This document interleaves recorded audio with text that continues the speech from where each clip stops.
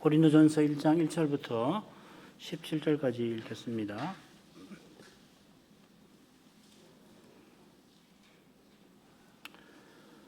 하나님의 뜻을 따라 그리스도 예수의 사도로 부르심을 입은 바울과 및 형제 소스데네는 고린도에 있는 하나님의 교회 곧 그리스도 예수 안에서 거룩하여지고 성도라 부르심을 입은 자들과 또 각처에서 우리 주 곧 저희와 우리의 주 되신 예수 그리스도의 이름을 부르는 모든 자들에게 하나님 우리 아버지와 주 예수 그리스도로조차 은혜와 평강이 있기를 원하노라. 그리스도 예수 안에서 너희에게 주신 하나님의 은혜를 인하여 내가 너희를 위하여 항상 하나님께 감사하노니 이는 너희가 그의 안에서 모든 일 곧 모든 구변과 모든 지식에 풍족함으로 그리스도의 증거가 너희 중에 견고케 되어 너희가 모든 은사에 부족함이 없이 우리 주 예수 그리스도의 나타나심을 기다림이라. 주께서 너희를 우리 주 예수 그리스도의 날에 책망할 것이 없는 자로 끝까지 견고케 하시리라. 너희를 불러 그의 아들 예수 그리스도 우리 주로 더불어 교제케 하시는 하나님은 미쁘시도다. 형제들아, 내가 우리 주 예수 그리스도 이름으로 너희를 권하노니 다 같은 말을 하고 너희 가운데 분쟁이 없이 같은 마음과 같은 뜻으로 온전히 합하라.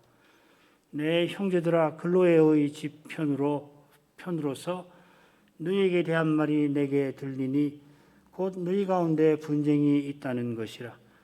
이는 다름 아니라 너희가 각각 이르되 나는 바울에게, 나는 아볼로에게, 나는 게바에게, 나는 그리스도에게 속한 자라 하는 것이니 그리스도께서 어찌 나뉘었느냐? 바울이 너희를 위하여 십자가에 못 박혔으며 바울의 이름으로 너희가 세례를 받았느냐? 그리스도와 가이오 외에는 너희 중 아무에게도 내가 세례를 주지 아니한 것을 감사하노니 이는 아무도 나의 이름으로 세례를 받았다 말하지 못하게 하려 함이라. 내가 또한 스데바나 집 사람에게 세례를 주었고 그 외에는 다른 아무에게 세례를 주었는지 알지 못하노라. 그리스도께서 나를 보내심은 세례를 주게 하려 하심이 아니요 오직 복음을 전케 하려 하심이니 말의 지혜로 아니함은 그리스도의 십자가가 헛되지 않게 하려 함이라. 고린도 전서는 후서와 더불어 바울 사도가 고린도 교회에 보낸 서신입니다. 바울 사도가 서신을 13편 정도 썼는데 그중에 고린도 전서가 가장 길고요. 그 다음이 이제 로마서고 세 번째로 긴 것이 고린도 후서인데 이 고린도에 보낸 이 두 서신이 바울 서신 전체 분량으로 치면은 대략 3분의 1에 해당합니다. 굉장히 비중이 큰 것이죠. 고린도 교회는 사도가 2차 선교 여행 마지막에 전도할 때 주께서 세운 교회입니다. 잘 아시는 대로 본래 사도가 2차 선교 여행을 떠날 때 아시아도로 특별히 에베소를 중심으로 거기서 복음을 전하려고 했지만은 성신께서 사도의 걸음을 마침내 헬라 반도로 이끄셨지요. 헬라 반도로 건너간 다음에도 거기 그 큰 성 빌립보로부터 해가지고서 아테네까지 그야말로 우여곡절이 이어졌는데 사도가 홀로 아테네에서 복음을 전한 후에 고린도로 건너가게 됩니다.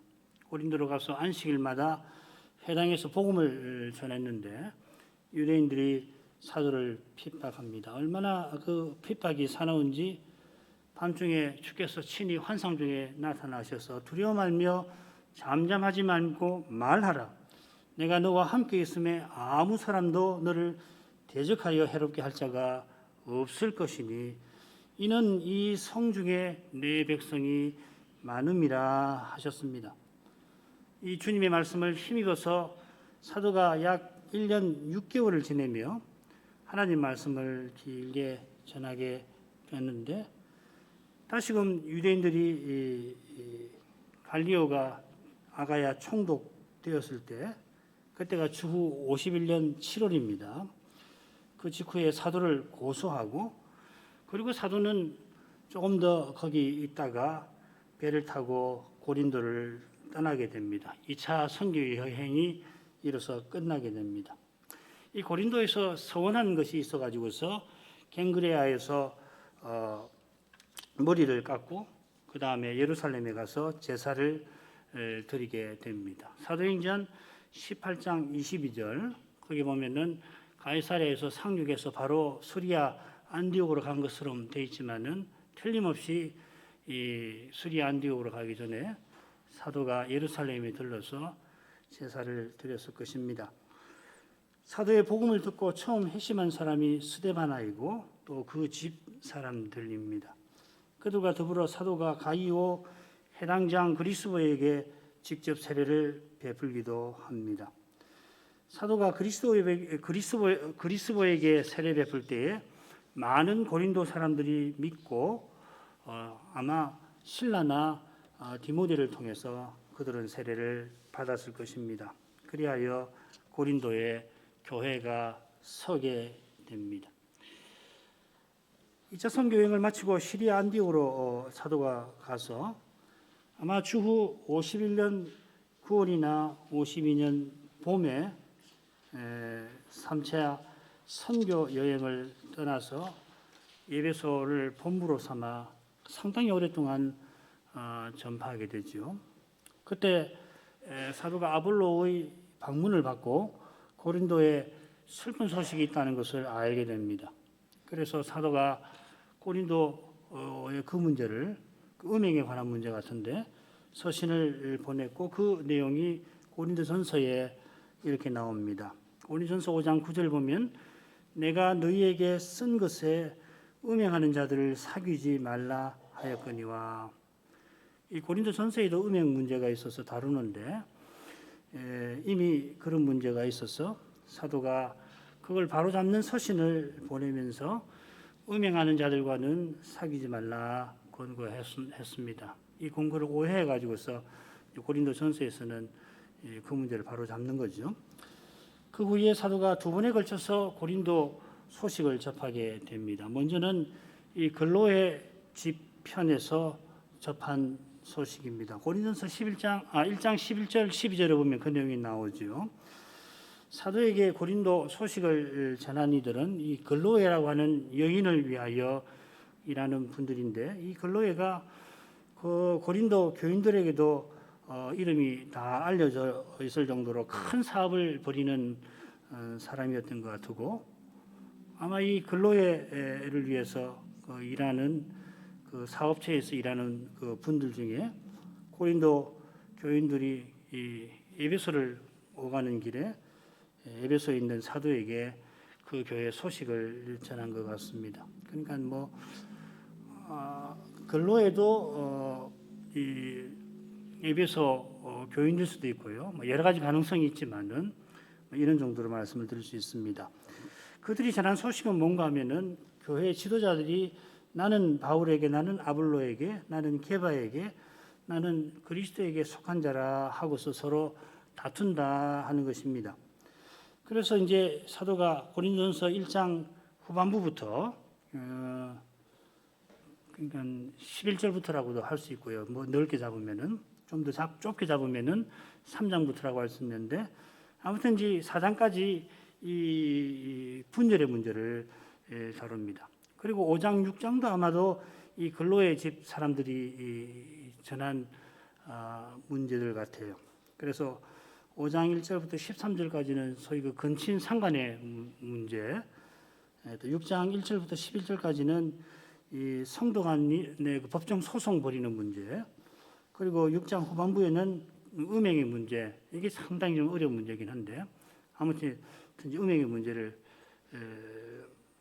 거기서 다루는데, 이 문제도 근로의 집에서 일하는 분들이 전한 소식과 관련되는 것 같습니다. 자, 그 다음에 이 근로의 사람들이 사도에게 고린도 교회 소식을 전한 후에 고린도 교회 대표단이 이 에베소에 있는 사도를 방문합니다. 그게 16장에 나오는데 스데바나, 보드나도, 아가이고 이 세 사람의 이름이 거기 나옵니다. 이들이 이 공식 서한을 지참하고 왔던 것 같아요. 고린도 교회의 문제들이 그 서한에 담겨 있는데 그 문제들이 이 고린도전서 7장부터 16장에 다루어져 있습니다. 첫 번째가 혼인인데요. 7장 전체죠. 그 7장 맨 앞에 보면은 너희의 쓴 말에 대하여는 그 편지에 이런 내용이 있다는 이야기죠. 그래서 25절에 보면은 처녀에 대하여는 그러니까 그 서한에 이 처녀에 관한 질문이 있었다 하는 걸 알 수 있죠. 그 다음에 이제 큰 문제가 우상에게 바친 고기 먹는 문제를 8장 1절부터 10장까지 11장 1절까지 다루고 있습니다. 거기 8장 1절에도 보면 우상의 제물에 대하여는 페리라는 그 헬라어를 썼습니다. 4절에도 비슷한 말이 나오고요. 그 다음에 11장 2절부터 16절까지는 예배 시에 그 머리에 무엇을 쓰는 것과 관련된 문제, 그 여성 안수에 관한 문제가 다루어져 있고요. 그 다음에 11장 후반부에는 이 성찬의 문제가 다루어져 있습니다. 그리고 12장부터 14장까지는 이 성신의 은사에 관한 문제, 그래서 12장 1절에 보면 신령한 것에 대하여는 그래서 이 성신 은사에 관한 문제가 이 고린도의 분열과 관련된 문제거든요. 이게 이제 길게 다루어져 있고요. 그 다음에 15장 1절부터 15장에서는 부활에 관해서 길게 다루고 있습니다. 그 다음에 16장에 가면은 예루살렘 교회 헌상에 관한 문제가 짤막하게 되어 있고 16장 12절에는 아볼로에 관하여는 해서 아볼로 문제가 있기는 있습니다. 대개 11가지 문제라고 보면 되십니다. 자, 이런 문제들이 일어난 원인과 경위에 관해서는 우리가 차차로 생각해 나가는 것이 좋겠습니다만 우선 제가 두 가지를 간단하게 핵심만 먼저 말씀을 드리죠. 고린도 교회의 문제들은 무엇보다 그리스도의 부활에 관한 심각한 오해에서 비롯된 것이고요. 둘째로 근본적으로 이 사도의 권위에 도전하는 태도가 붙어 있습니다. 교회의 문제가 왜 이렇게 심각하게 되느냐면 이 사도의 권위, 말씀에 관한 문제잖아요. 그리고 좀 더 구체적으로는 이 부활에 관한 가르침에 문제가 생겨가지고서 온갖 문제가 일어난 것 같습니다. 사도가 이 서신을 쓴 때가 주후 55년경이고 쓴 곳은 에베소로 추측됩니다. 자, 오늘은 첫 시간이니까 작성 경위만 간단하게 말씀을 드리고 또 고린도전서의 주제 또 줄거리나 이런 것은 차차로 생각해 보도록 하고요. 먼저 서신의 그 머릿말, 특별히 오늘은 인사말 생각을 마치도록 하십시다. 이 바울 사도의 다른 서신들과 마찬가지로 이 고린도전서도 이 전형적인 인사말로 시작이 됩니다. 그게 1절부터 3절까지고 이어서 감사의 내용이 9절까지 이어집니다. 이 감사 그리고 앞에 나오는 인사말이 사도의 머릿말에 해당될 것입니다. 인사말 다시 한번 읽겠습니다. 하나님의 뜻을 따라 그리스도 예수의 사도로 부르심을 입은 바울과 및 형제 소스데네는 고린도에 있는 하나님의 교회 곧 그리스도 예수 안에서 거룩하여지고 성도라 부르심을 입은 자들과 또 각처에서 우리 주 곧 저희와 우리의 주 되신 예수 그리스도의 이름을 부르는 모든 자들에게 하나님 우리 아버지와 주 예수 그리스도로조차 은혜와 평강이 있기를 원하노라. 인사말은 당시 서신 형식과 비슷하게 먼저 서신을 보내는 사도 자신의 자기 소개가 1절에 나오고요. 2절에서는 서신 받는 교회의 소개가 있고 셋째로 사도의 기원이 나옵니다. 짧은 인사말인데 로마서에 비하면 확실히 짧긴 하죠. 송신자, 수신자의 소개 내용에 사도가 이 서신 보내는 심정과 의중이 깔려 있습니다. 거의 모든 서신이 그렇다고 보시면 됩니다. 그런 까닭에 서신의 인사말마다 아버지와 그리스도로조차 은혜와 평강을 비는 내용이 거의 똑같이 나오는 것처럼 비슷한 내용이 이 사도의 자기 소개나 교회의 소개에 나오는 것 같습니다만은 뭐 하나님의 뜻을 따라는 뭐 여기만 아니고 고린도 후서에도 나오고 아마 에베소서에서 나오고 뭐 그럴 겁니다. 그런데 자세히 보면 이 서신마다 이 인사말 내용이 다르거든요. 이 다른 이유는 앞으로 이 서신에서 전할 교훈, 또 전하는 심정을 이렇게 복선처럼 인사말에 깔아놓은 것입니다. 먼저 이 서신 본에는 사도의 자기 소개를 보죠.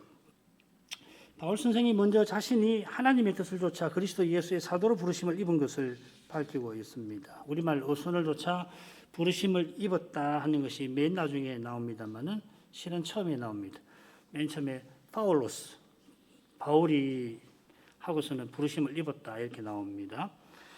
자기가 사도로 부르심 입은 것을 강조하는 겁니다. 이런 강조는 서신받은 교회를 소개하면서도 보면은 성도라 부르심을 입었다 언급하는 데서도 잘 드러납니다.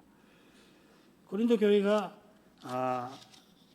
이 문제 많은 교회라고 생각하는 것과는 달리 성도로 부르심을 입었는데 이는 하나님께서 바울을 사도로 부르신 것과 딱 붙어 있습니다. 하나님께서 사도라 칭함받기에 부름받기에 감당치 못할 그런 바울을 사도로 부르신 것은 고린도 신자들을 성도를 고린도 믿기 전이니까 고린도 사람들을 성도로 부르려 하신 데 있습니다. 이들을 부르신 것은 9절에 보면은 그의 아들 예수 그리스도와 그리스도 우리 주로 더불어 교제케 하심에 있습니다. 이들이 그리스도의 몸과 지체로 서 나가게 하려 하심인 것입니다. 사도가 서신 맨 처음에 부르심 입은 것을 언급하는 심정과 이유는 이 고린도전서를 살펴나갈 때 계속 확인하게 될 것입니다.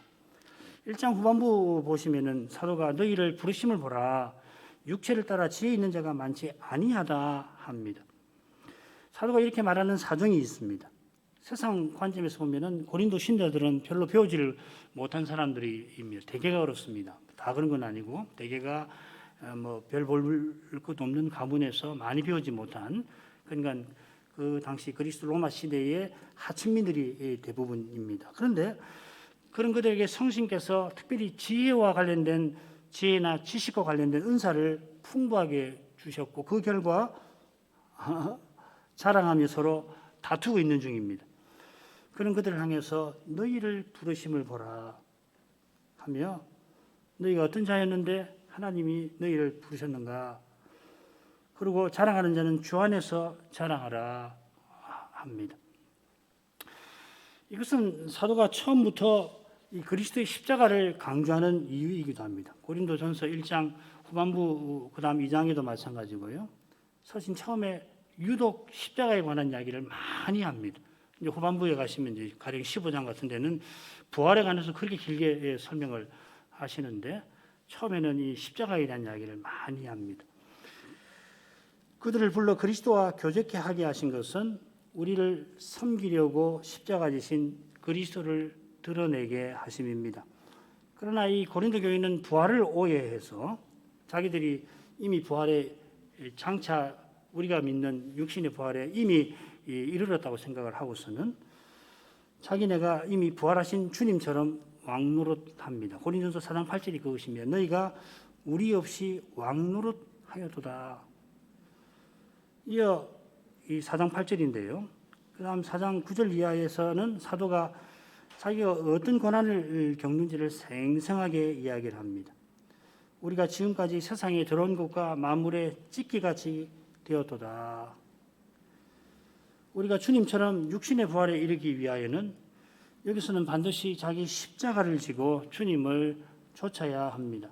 죽지 않고 다시 사는 법 없듯이 고난받지 않고 부활에 이르는 법 없습니다.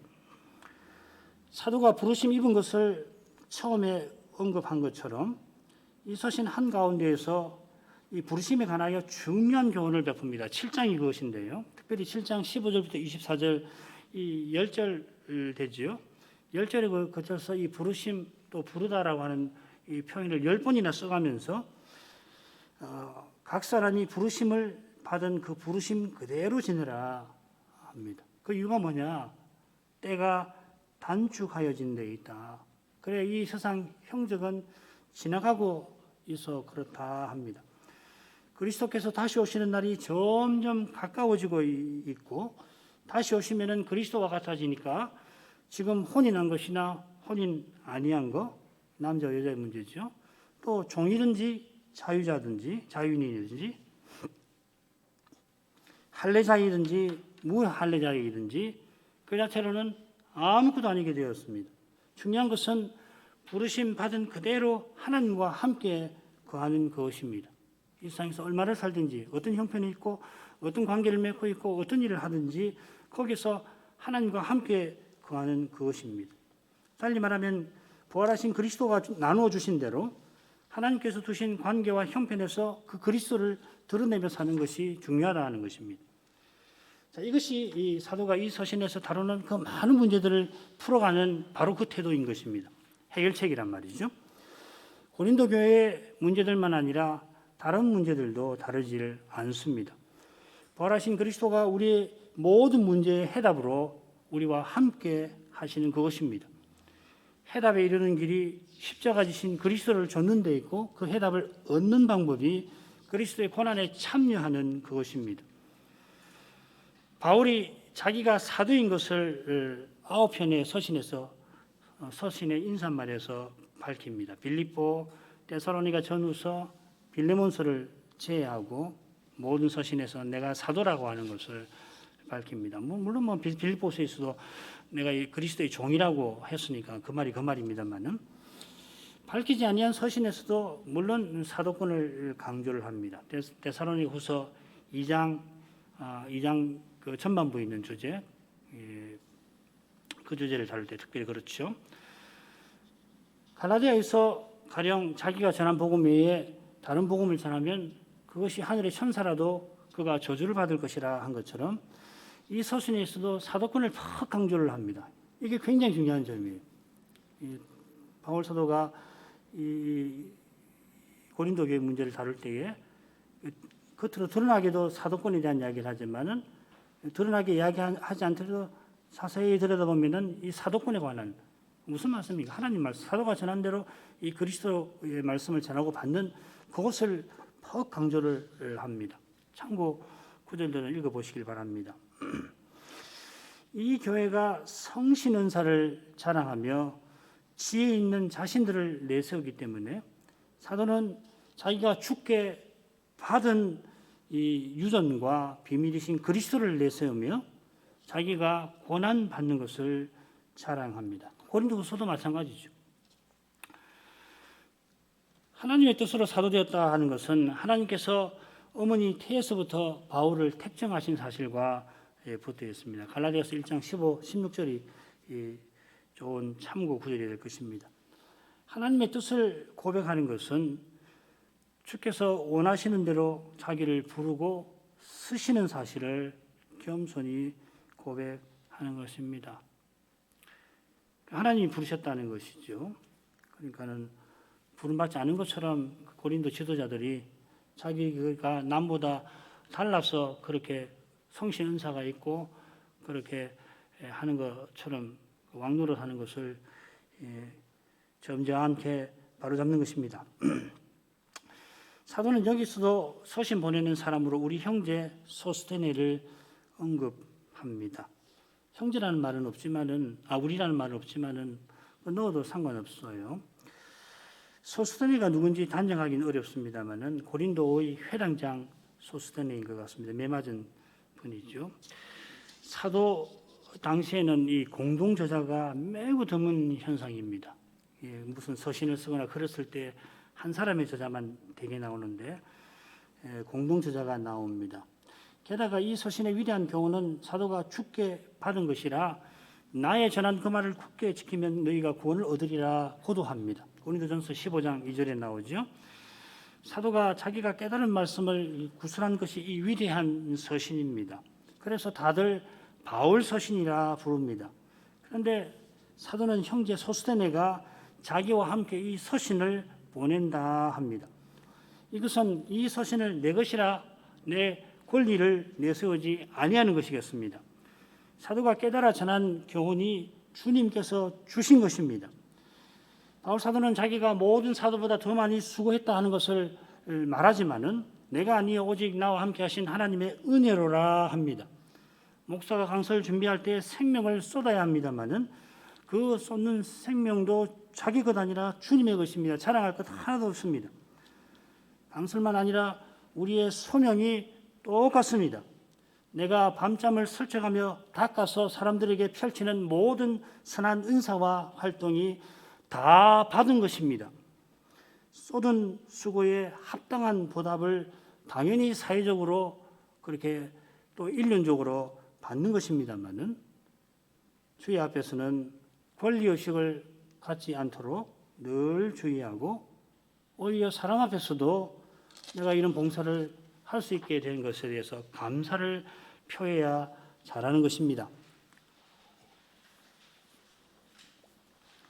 소신받는 교회는 고린도에 있는 하나님의 교회입니다. 고린도에 여러 가진 교회들이 있습니다만은 서로 다투는 지도자들이 다 교회의 직분자들일 것입니다. 그 각각의 교회들일 그 가능성이 높습니다.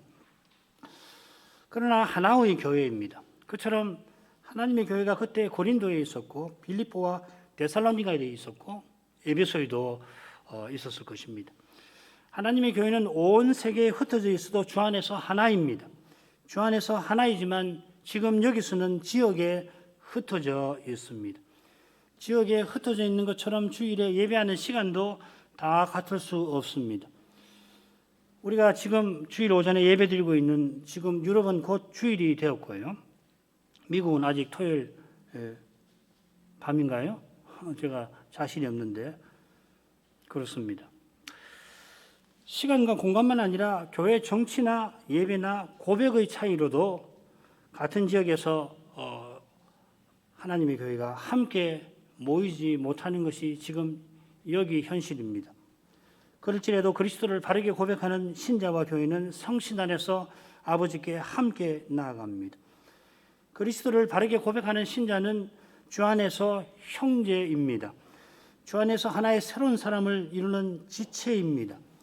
그처럼 주님의 교회는 땅에만 있는 게 아니라 하늘에도 걸쳐 있습니다. 주님께서 하늘에 먼저 나아간 성도도 여기 있는 우리와 함께 하나의 양무리로 저 육신의 부활을 향하여 이끌고 계십니다. 하늘에 나아갔으니까 그분들은 이제 목표에 다 도달하고 끝나는 것이 아니라 우리와 함께 부활의 날을 기다리고 있다 하는 것입니다. 머리이신 주님께 이르게 하시는 것입니다. 우리가 알지 못하는 수많은 신자가 지금 여기서 성신 안에서 함께 하나님을 부르듯이 하늘에 먼저 이른 성도들도 우리와 함께 아버지를 더욱 가까이 하고 있는 중입니다. 이것은 오직 그리스도 예수 안에서 거룩하여진 덕분입니다. 아버지께서 그리스도 안에서 우리를 거룩하게 하셨습니다. 우리가 고린도전서 1장 마지막에서 이 교훈을 자세히 배울 것입니다. 예수는 우리에게 지혜와 의로움과 거룩함과 구속함이 되셨으니 하나님께서 우리를 거룩하게 하신 것은 그리스도 안에서 자기의 것 삼으셨다 하는 뜻입니다. 출애굽기 15장 5절에 있는 그 말씀이죠. 특별한 소유로 삼으셨다 하는 말입니다. 왜 그렇게 소유로 삼으셨습니까? 우리가 하나님을 가까이 하고 하나님의 뜻을 받들게 하심입니다. 그것이 출애굽기 19장 6절에 있는 제사장나라 거룩한 백성이라는 표현에 담겨 있습니다. 우리가 그리스도 안에서 거룩하여진 덕분에 하나님을 가까이 합니다. 달리 하나님을 가까이 하지 못합니다. 하지 못하는 정도가 아니라 우리가 스스로는 아예 하지 아니합니다. 하나님을 등집니다. 오직 하나님께서 가까이 해주십니다. 그것이 바로 하나님의 부르심과 붙어 있습니다. 우리가 남과 달라서 여기 나와서 하나님을 예배하는 것 아니죠. 오직 하나님께서 가까이 하십니다. 성신으로 가까이 하십니다. 지금 이 예배당에 나와야만 가까이 하시는 것 아닙니다. 이 말 오해 안 하실 줄 믿습니다. 우리가 오직 새롭고 산 길로만 하나님을 가까이 합니다. 그처럼 우리를 하나님의 교회로 세워주셔서 그리스도와 하나님을 우리가 모시게 된 것입니다.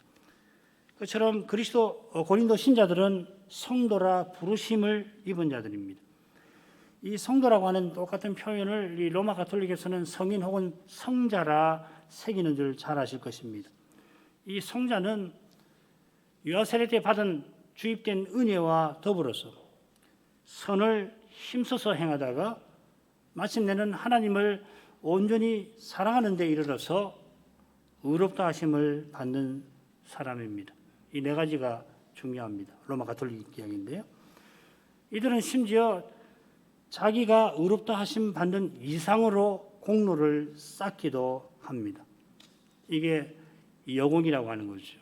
그게 하늘에 쌓여 있고 교회가 그것을 처분할 수 있다고 해서 중세 말기 때 그 폐단을 일으키는 빌미로 삼은 것입니다. 이런 성자가 얼마나 드문지 짐작하실 것입니다. 따라서 로마 가톨릭 가르침에 따르면은 대부분의 사람은 연옥으로 먼저 가야 합니다. 이건 가톨릭 신문이나 이런 데서 조금만 검색해 보면 이런 이야기 다 해요. 신부들이 이런 이야기를 자기네 신문에 쓴다고요. 당연하니까요. 그러나 그들이 말하는 성인 아무도 없습니다. 아무리 경건한 사람도 오직 십자가로만 구원받습니다. 아무리 작은 죄라도 달리 씻음 받지 못합니다.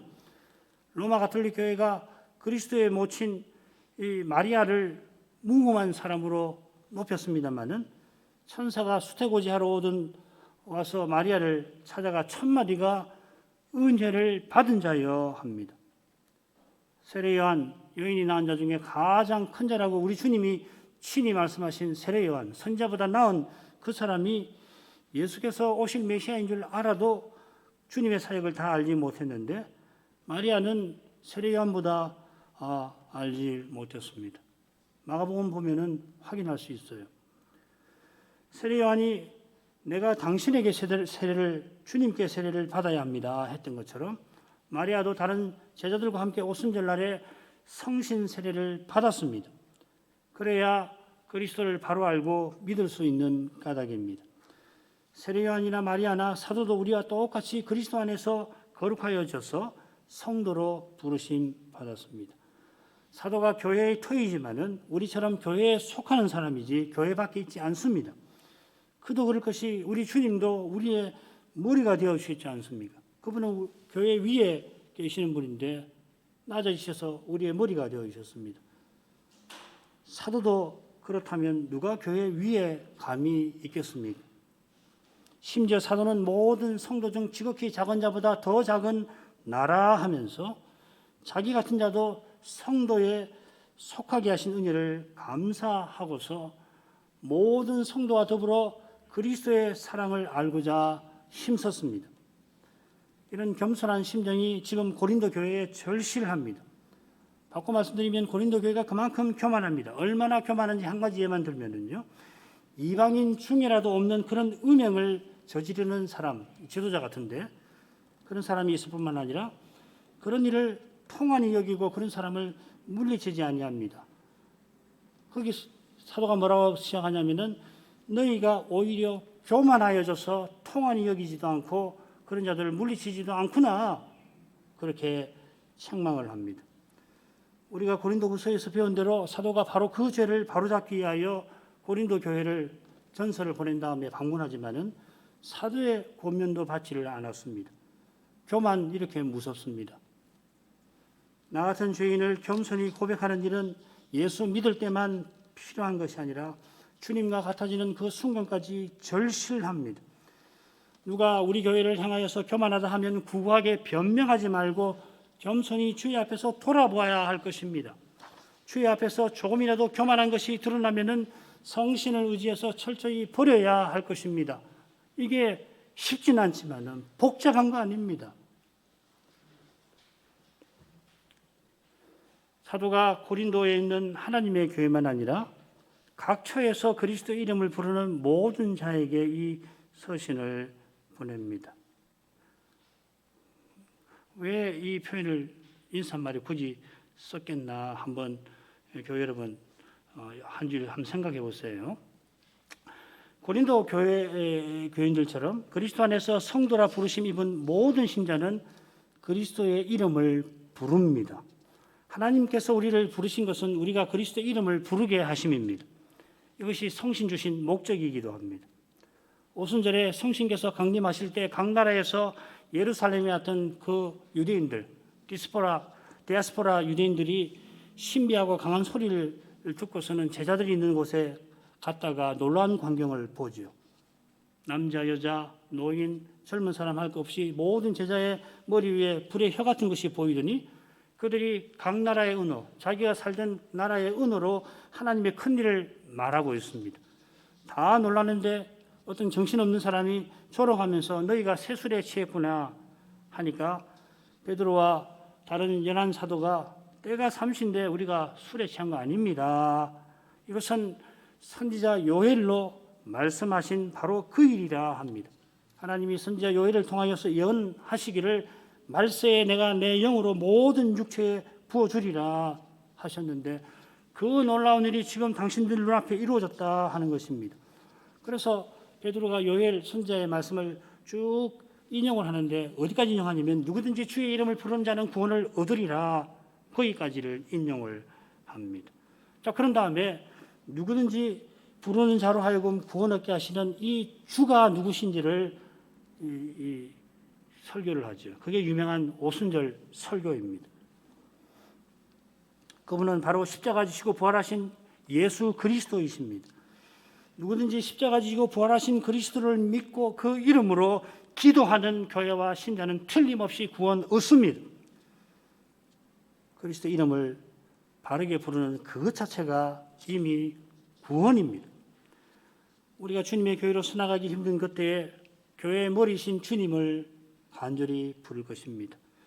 죄와 죽음의 현실에서 교회답게 서나가는 것이 얼마나 힘든지 이미 잘 알고 계십니다. 힘든 정도가 아니라 우리 스스로는 아예 불가능합니다.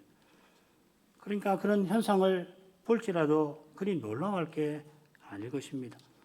고린도 교회가 그리스도 안에서 거룩하여졌다 했는데 많은 문제가 있는 그게 그리 놀랄 일은 아닙니다. 왜 이런 일일까 이해가 안 된다 할 수가 있습니다만은 인생의 죄가 얼마나 심각한지를 깨달으면 다 이해됩니다. 우리 안에 있는 죄는 얼마든지 그런 문제를 불러일으킵니다.